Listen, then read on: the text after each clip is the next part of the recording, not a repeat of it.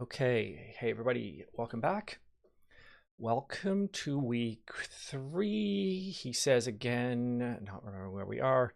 Okay, so you have done an exercise. If you haven't done exercise 1 by now, something has gone wrong here. Exercise 2 is upcoming. Lab times, hopefully you've seen what those look like. And right, so the exercises continue some basic data manipulation stuff, basic data science skills. We are a touch ahead. That's great. So I was talking about the Kalman filter in general, where we're playing this game where we have to put a bunch of information together. And that is, where's the spot to start these things? I guess this transition matrix that is given the thing that's happening at time k minus 1, multiply that column vector by this matrix to get what's happening at time k. That's our prediction. Our prediction's probably not perfect, but our measurement's probably also not perfect. If either one, like if the measurement was perfect, we don't need to do noise filtering. If the prediction is perfect, we don't need the data. So we must be somewhere in between if we're even thinking about these filtering techniques. And what we encode here is what is that prediction, and then how wrong or how much error do I think there is on my predictions and my measurements. So we have to give each. I have been giving them as a diagonal matrix, which is okay, so these are the R matrices for the predictions. So what I've encoded here is I think the first variable, whatever that is in this story, it's usually 2/3 of the time within 0.3 units of the truth. And the second variable, again, whatever it is, if it, it's at temperature, I think it's usually within 0.9 degrees of the truth. And then I do this, I square everything and I say, aha, great, I have a covariance matrix. So that requires possibly a little bit of guessing, right? I don't know. Like if I knew exactly the error on my measurement, like that's a little weird. I have to guess. I have to think about my sensor, think about my measurements, and make my best estimate of all these things. So I started, there's a garbage truck outside, just a second. Okay, I think it's gone. I started with this Jupyter notebook at the end of last week's lecture. It's there if you'd like to download it. You need the PyCalman library that we're going to be using. And well, it's not in anybody's default install. You will have to pip install it or you UV install it or whatever you install Python packages. Okay, so I have some data. And again, I've created the same kind of data here, put it in a data frame. And, this is not, the most spectacular data or anything, but here we go. I have some error. So again, in this case, I know the exact standard deviation of the error from the truth because I generated it artificially. Usually I wouldn't get that. I would have to scroll past that part and say, well, okay, if I think the truth is somewhere here in the middle, how far above and below that do I have to go to get 2/3 of the data? And I think, what did I think? I decided 0.4 and 0.2. Okay, yeah, that feels right. Right. So if I decide the truth is here on the data set, if I go 0.4 up and 0.4 down, I would get about 2/3 of the data points. Sure. And again, if I go up and down 0.2 from where I think the truth is here, I get about 2/3 of the data points. So therefore, I fill those things in that way. Square them, and there are variants. And okay, what I have up to this point, I think this is kind of where I left things at the end of the last lecture. I don't have very good stuff because I'm not done yet. Right? Like I told this whole story last week about, okay, I need a prediction matrix and I have the error on my predictions and the error on my measurements. And I've only given a few of those things so far in my notebook. Okay, so yeah, we looked at the lowest filter last week. Okay. The other things I have to give. So my prediction matrix, or my transition matrix that I'm about to give down here, tells me how to go from time k to time k plus 1. It doesn't say anything and has no way to sort of express anything about what happens at the start of time. That's a separate prediction that I just have to give. I am giving it here as, I don't know, let's just assume the sensor is right at the start of time, because I don't know, I don't have any other thing to say. And of course, here I do because there's sine and cosine and whatever. In general, maybe like maybe you're dealing with a GPS thing and you know that it starts at the start line of the race, and you know where the starting line is, and you can just say, well, I'm pretty sure it starts at the starting line, or something like that. But in general, this is not the worst thing. Just assume the sensor is perfect at the start of time, and we'll hopefully refine from there. Okay, so I have my guesses about the world, or at least I do by the time I get down here, where I have the transition matrix, that is, how do I go from k to k plus 1? I have the initial state, which is what's it look like at the start of time. And then I have to express how much error do I think there is on each of those. So I have said back here somewhere, and in fact, I'm just going to copy that down so everything is all nice and tidy here on one screen. I have said that I think my measurements of the first variable are usually within 0.4, the second variable usually within 0.2 units of the truth. So again, if these are millimeters, I'm saying measurement is usually within 0.4 millimeters of the truth, or kilograms, or degrees, or angstroms, or whatever. And then I have said, here's what I think about my prediction. I think my prediction is usually within 0.2 units of the truth for each one. And this one, I kind of had to make up, right? I think this is a really good prediction because I know how sine and cosine work.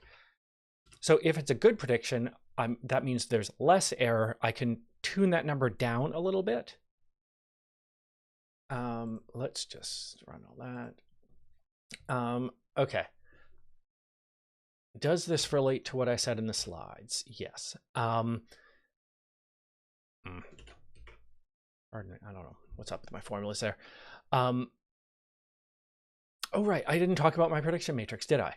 I do have a prediction matrix, and it's based on this, right? I remember this from that class. Somebody taught me some stuff about trig and derivatives and stuff, and I remember this.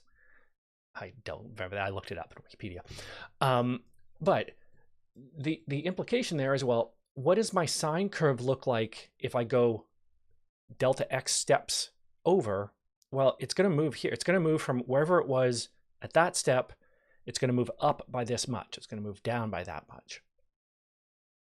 Well, the way things look at time x, that's sine x and cosine x, those are the two variables I have, right? Like the thing that I'm fundamentally looking at here in my data are sine x and cosine of x.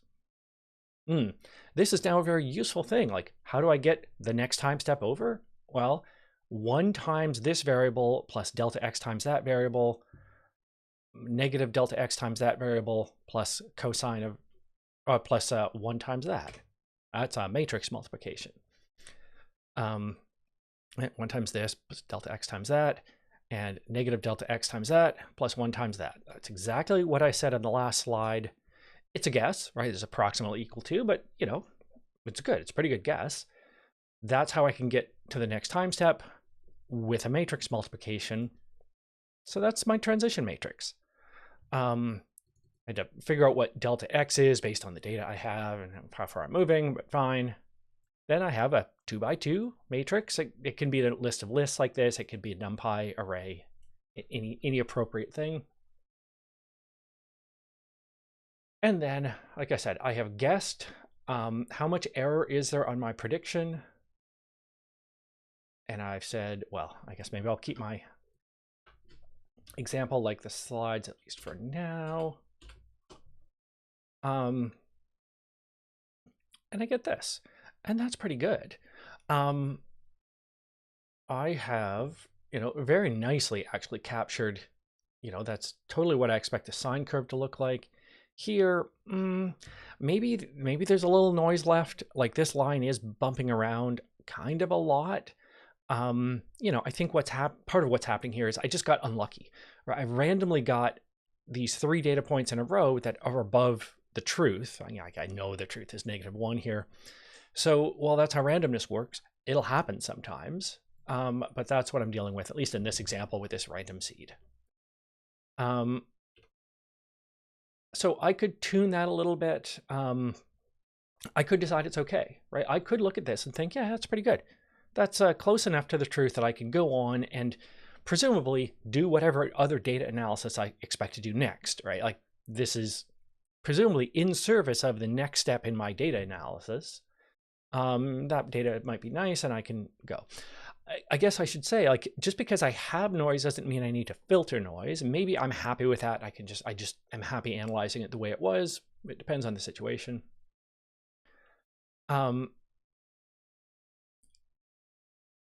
So this is the problem, and this is the hard part about exercise N3 probably, where I have you work with a Kalman filter. There's a lot of parameters there, right? Like I had to sort out a lot of things. Are they all? They're not even all in that cell. Let's get this one down there as well. Where are we? There.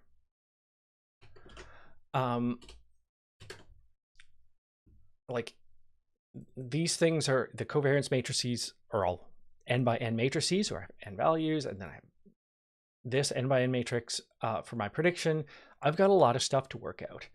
Maybe I should say here, like the reason, like I think it's pretty obvious that I have this observation covariance matrix that expresses the error on the measurements, and I say that's the error on my measurements.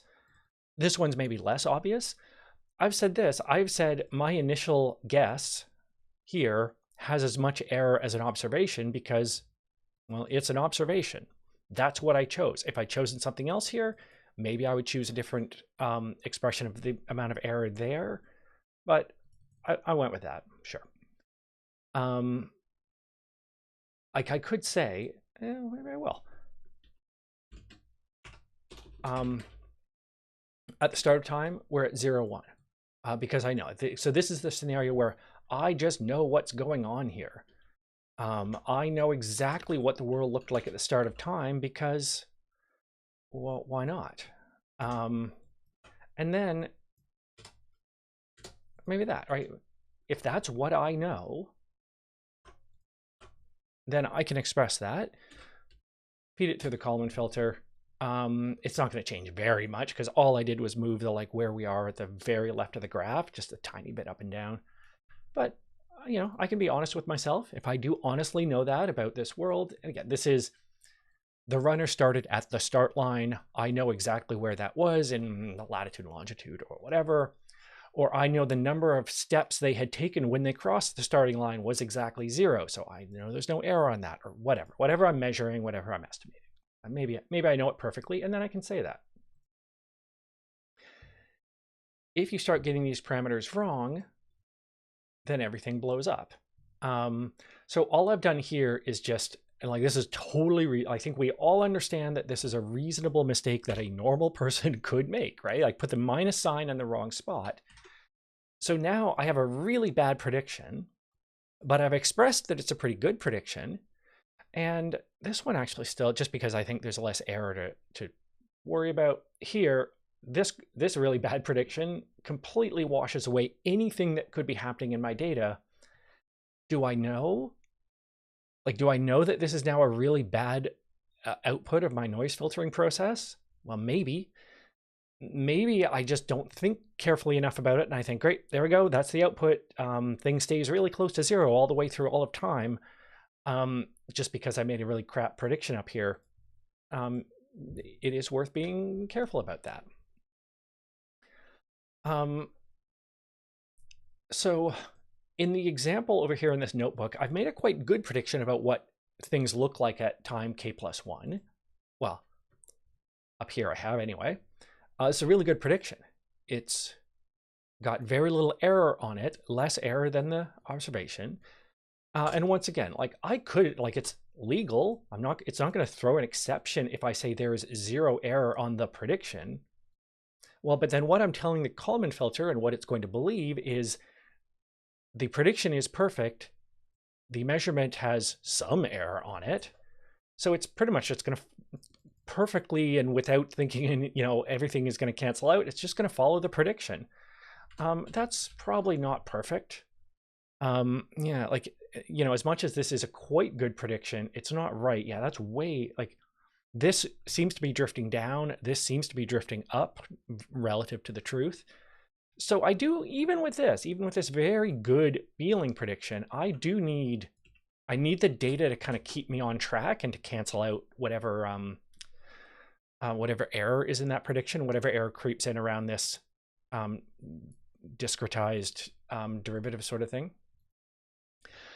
Even if it's a really bad prediction, it turns out the Kalman filter can get you somewhere. It can't be a horrible, worthless, completely wrong prediction, but it can be like kind of weird and not quite right.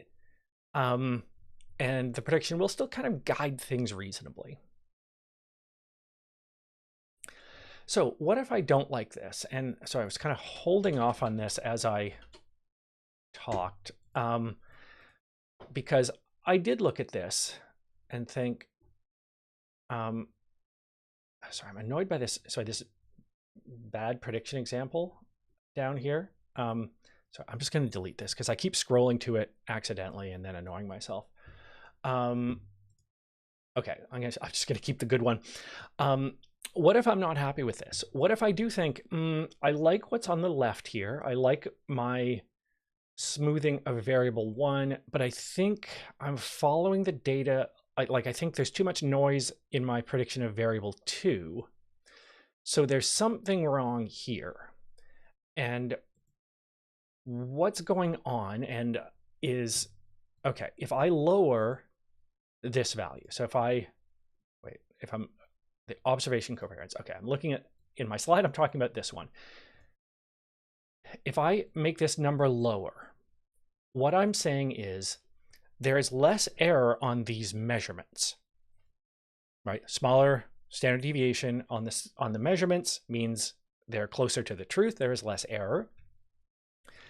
And what that means when you run it through the math of a Kalman filter is follow them a little more closely, right? These are good measurements.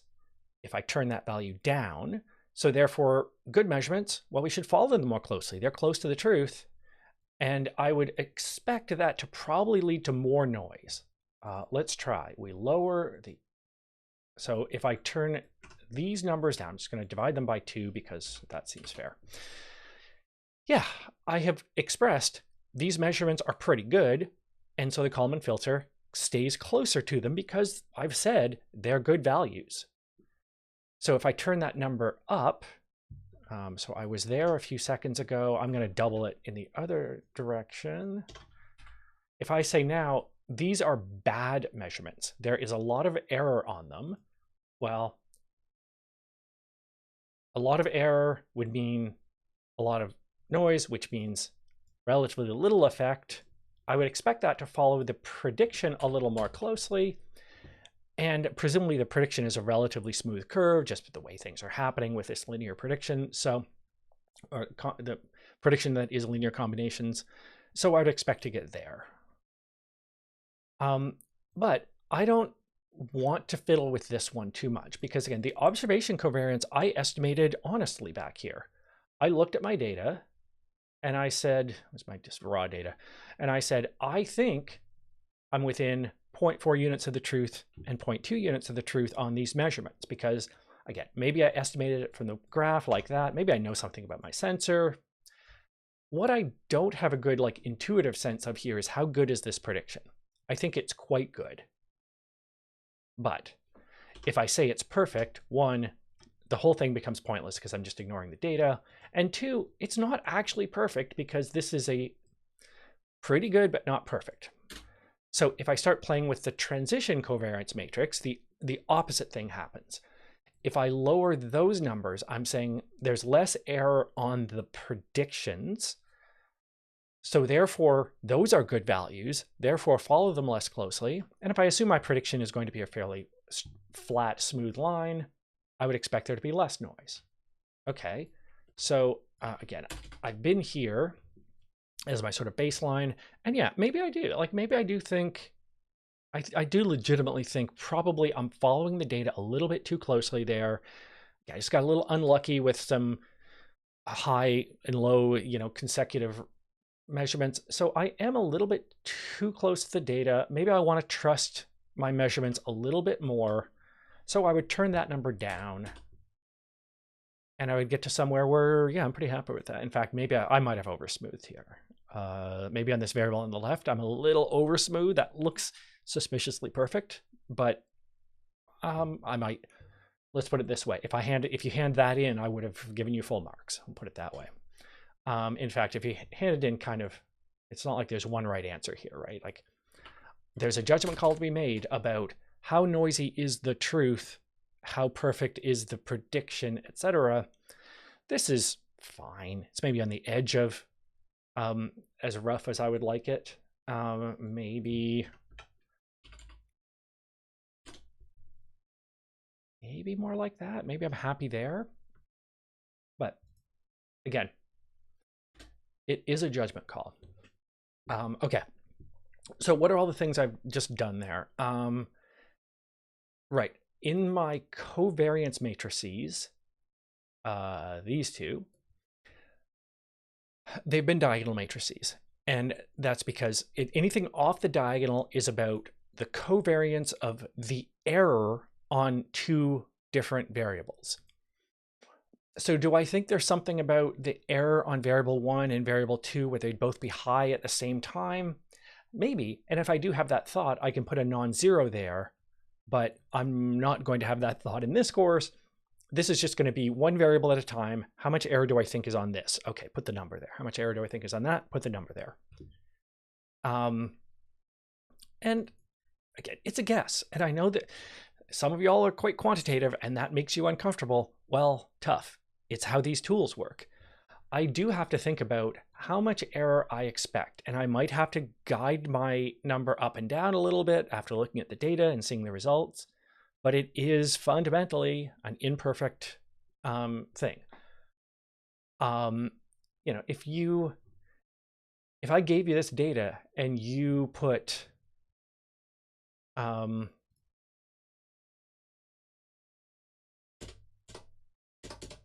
those numbers there, that is a wrong answer. These are not accurate within 0.004 units of the truth. Now, I could play around and I could compensate and I can have my errors cancel each other out, but that doesn't mean they're not mistakes. There is some reasonable range of good values here. Basically, it's how far off do I think these might be? Square it, call it a variance. You're going to have to play with those. And like I said, if these are radically different, right? If I do have this situation, I am saying effectively these measurements are garbage. They're super far off because my predictions are so good. My predictions are within this tiny, tiny range of the truth. Well, then I'm effectively just with a whole bunch of math saying use my predictions and throw away the data. Or in the other direction, just use the data and throw away the predictions. Well, why would I call a Kalman filter, like go through all these mechanics to just throw away the prediction? Probably these numbers should be kind of within like an order of magnitude or so of each other. Otherwise, something strange is going on. There's more to Kalman filters than I have talked about and will talk about. One thing that's going on here in these prediction, this is inherently just a straight up linear combination of all of the measurements of the previous time step. Maybe what I want is the measurements at the previous time step plus a little bit or minus a little bit, because I think there's a downward pressure or something or upward pressure, that's gain.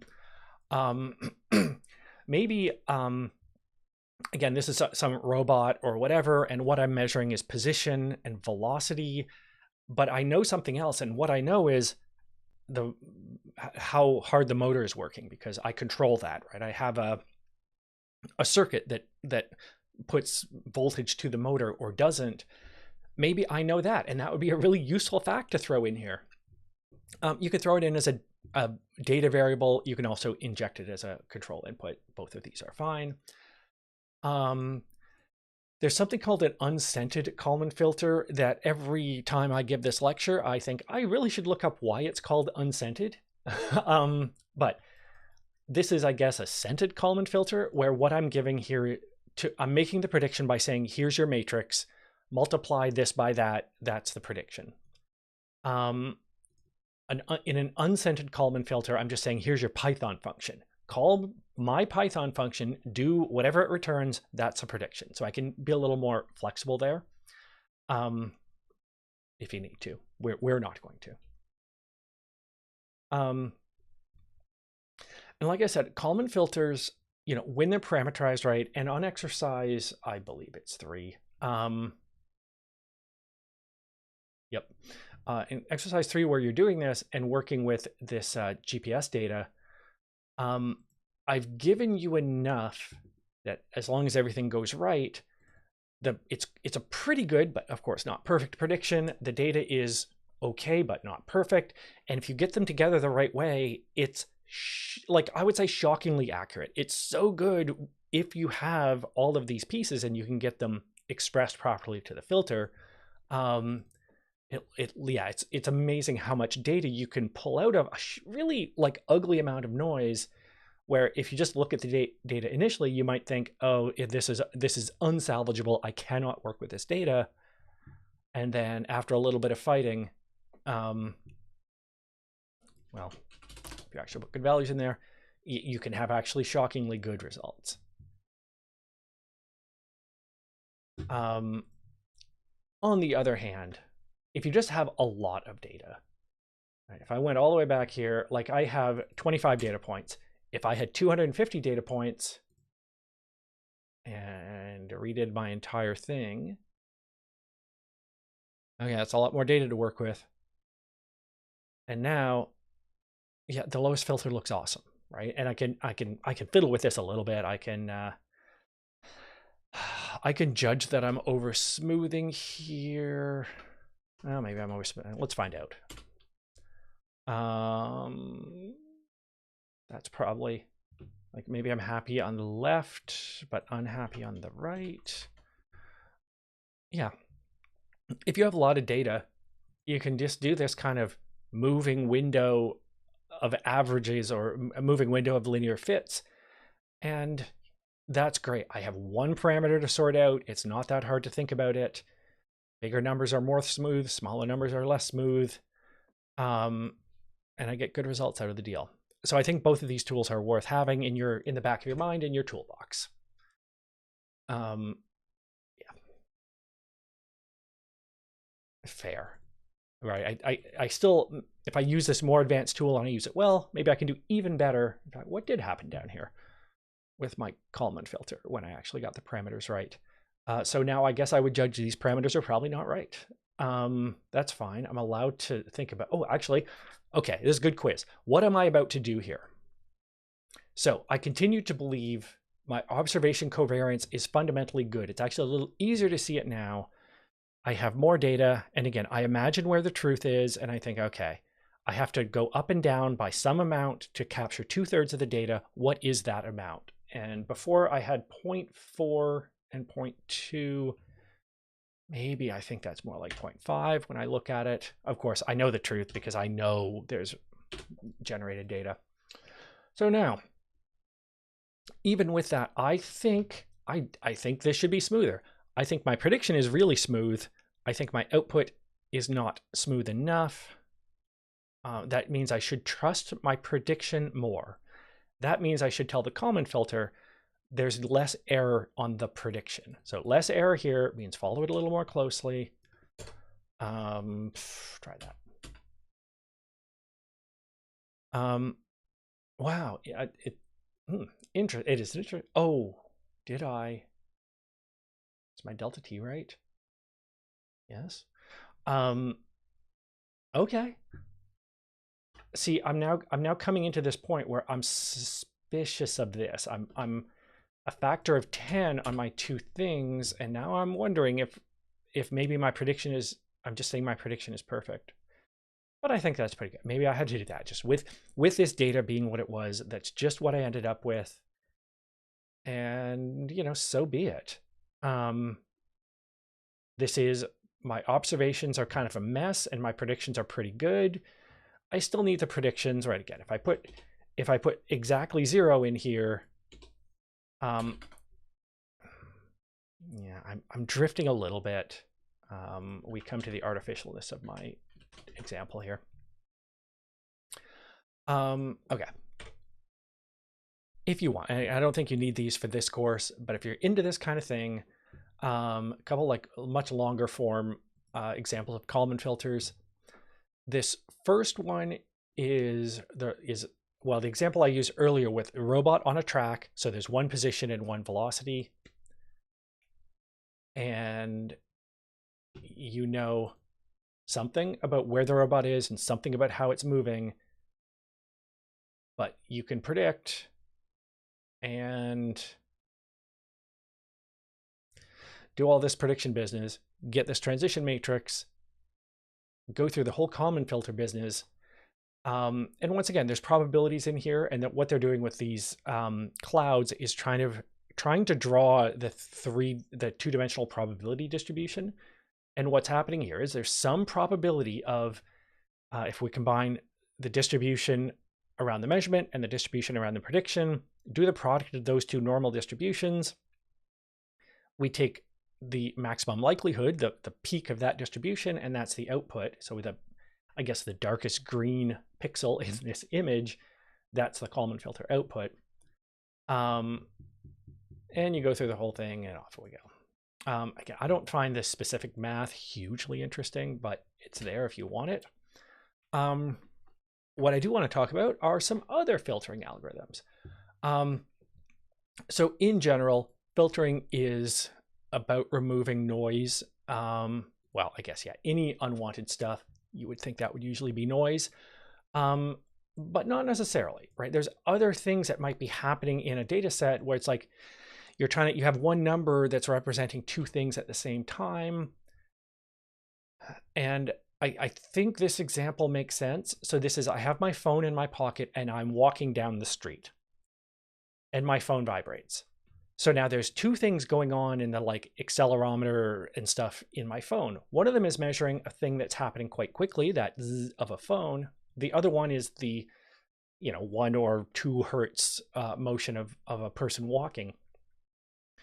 So I guess it just depends. Which one am I interested in? Do I want to know about the phone vibration, in which case I want to keep frequencies kind of in this range, or I want to know how many steps this person is taking because I'm a step counter app, in which case there's no way they're walking 200 steps per second. They're walking more like 1 or 2 steps per second. So I guess maybe I didn't say this, did I? These are about a periodic signal, something repeating, something that happens kind of regularly, again, some number of times per second. Hertz is fundamentally the unit of number of times per second. It's literally 1 over a second. So if I want the low frequency things, the things that are not happening very often, if I want to keep those, that's a low pass filter. Pass the low frequencies through and discard the high frequencies. Or if I'm more interested in the high frequencies, okay, high pass filter. Keep the high frequencies, get rid of those low frequency things that are not what I'm trying to measure or record or whatever. So maybe this could be about noise filtering if I want to express it that way. If I have noise, I expect noise to be very high frequency because I expect noise to go, well, up and down randomly. So almost every time I take a sample, I would expect, an up and down pattern from a noise signal or a noise on top of my real signal. So if I can get rid of really, really high frequency things, oh, maybe that's noise filtering. So there's a whole bunch of these things in SciPy.signal that do whatever they do. I'm going to choose a Butterworth filter because, frankly, other people who seem smart have used it for problems like this, and I really don't know these filtering algorithms very well, so I'm going to go with it. Wisdom of the crowds. Okay, so I import it. I set up a Butterworth filter. I read the docs.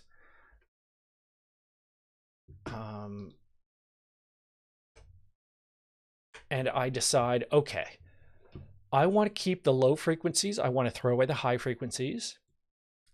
It's a degree 3 filter. I'll come back to that. Oh no, sorry, I have it here. This point 1 is, I think things that are happening, well, the thought process I would go through is, I think the things that happen here, like real things that change in this data set, take at least 10 measurements to change. Anything that happens more quickly than that, I want to throw that away. So you have to invert that. It's 1 over this number is what this parameter has to be. So I'm saying here, again, anything that is like a frequency like change that is periodic and less than 10 samples for it to happen, throw that away. Keep only lower frequencies. So the signal.butter returns these 2 matrices that somehow encode the math that has to happen for the Butterworth filter.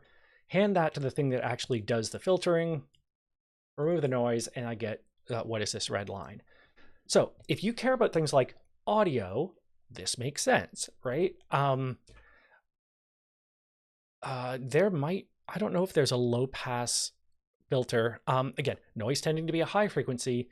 You might put a low pass filter on an audio chain to get rid of noise. Or if headphone users will forgive me, if I grab my microphone here, I predict you just heard a bunch of really low like thumps and groans and stuff as my mic arm did whatever it did. So maybe I want to throw away those really low frequencies. Maybe I can use a high pass filter and get rid of those frequencies that are lower than voice and represent handling noise on a microphone. I don't know if that's possible. Exercise for the reader.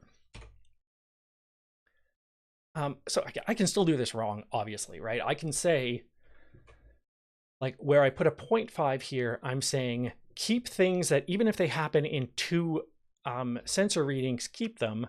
Well, okay, there's a lot of just by chance, too high or too above the truth, too below the truth noise readings in a row. Okay, well then I'm keeping those and I'm under smoothing.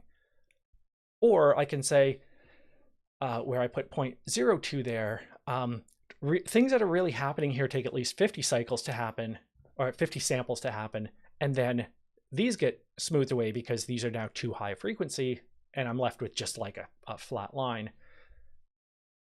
Maybe that's what I wanted, depending what I'm doing. Maybe there is some, if I expanded this graph out, 100 times on either side, maybe there is some longer, up and down. That's what I want to capture, not this stuff. Depends what you're doing. So, yeah, noise I expect to be a fairly high frequency. So if I can get rid of those really high frequencies, maybe this is a noise filtering technique. Do remember here, with all of these noise filtering techniques, I do run the risk of imposing my preconceptions on the data, right? I have a lot of ways to, this is just fitting a curve to some data, which is, in a way,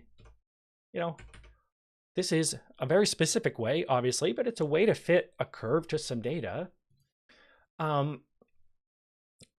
This is because Randall is Randall. This is the same data in all of these panels with different curve fits done to them, and they all seem reasonable, right? This lowest smoothing, yeah, that might be a reasonable thing to do to this data. But like at some point you have so many options that you're just imposing your will on the data. Be cautious of that, right? Be a little bit reasonable, and remember, you have to let the data speak. Otherwise, like you could just throw the data away and just write a report that says, here's what I think's going on. That's not what we're doing. Okay. I guess we end this thing. This is a point at which if we were in a room, I would ask her any questions, but here we are on a recorded video, so I'm just gonna keep talking. All right. Cleaning data. We are here. And we've been here, right? So noise filtering is conceptually part of this. We've been hanging out in this data cleaning for a little bit because it's an important part of data science. So again, we're kind of backing up. Noise filtering is a subset of what I'm talking about now, but now you're ready to do exercise 3. Okay. Here's the problem. Data comes from the world, and the world is messy and complicated. This is like unfairly represented in a course like this. Like the amount of work you have to do to get real data into to be the data that you need to do an analysis, it can be a massive fraction of the actual data science work.